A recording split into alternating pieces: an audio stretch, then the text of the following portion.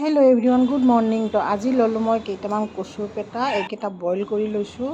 তো এইফালে নেমু চেপি পেলাই অলপমান ৰস ওলাই লৈছোঁ। এতিয়া 3 পিচ মাছ আছে।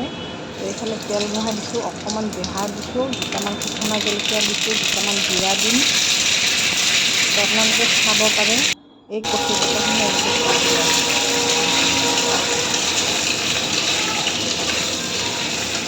কচুৰ পেটাখিনি ভাজি ইয়াতে হালধি দিম, নিমখ দিম, অকণমান জলকীয়াৰ গুড়া দিম, অকণমান জালুকৰ গুড়ি দিব পাৰে। গৰমৰ দিনত কচুৰ পেটা, মাছ আৰু টেঙা এনেকৈ বনাই খাবলৈ বহুত টেষ্টি হয়। তো আপোনালোকে বনাই খাব ৰেচিপিটো। এইফালে নেমু পানীখিনি ঢালি দিলোঁ। এইফালে মই অকণমান বেচন গুলি অকণমান গ্ৰেভি হোৱাৰ কাৰণে ঢালি দিলোঁ।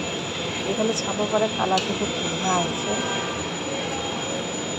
এইখিনি অকণমান উতল অহাত মোৰ ছোৱালীৰ কাৰণে আৰু মোৰ কাৰণে কাঢ়ি থৈ দিম, যিহেতুকে আমি মাছ নাখাওঁ। তো এখেতৰ কাৰণে 3 পিচ মাছ মই পিছত আঞ্জাখিনি কাঢ়ি পেলাই বাতিটোতে দি থৈ দিম। তো আপোনালোকে চাব পাৰে এতিয়া আঞ্জাখিনি উতল আহিছে। মই সোৱাদ অনুযায়ী নিমখ দিছোঁ। তো এইফালে আঞ্জাখিনি এখেতৰ কাৰণে কাঢ়ি থৈ দিলোঁ।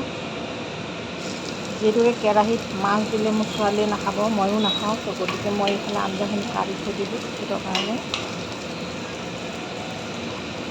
চাব পাৰে ধুনীয়া কালাৰ আহিছে আঞ্জাখিনি।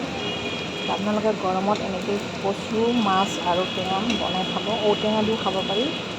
বিৰাট টেষ্টি হয়। খাই পেলাই জনাবচোন কেনেকুৱা লাগে। এইফালে মাছ 3 পিচ ঢালি দিলোঁ এখেতৰ কাৰণে। এইখিনি আঞ্জা মোৰ হাজবেণ্ডৰ কাৰণে মই থৈ দিলোঁ, আৰু যিখিনি কেৰাহীত আছে এইখিনি মোৰ ছোৱালী আৰু মই খাওঁ। আপোনালোকৰ ৰেচিপিটো দেখালোঁ, কেনে লাগিল মোক জনাব।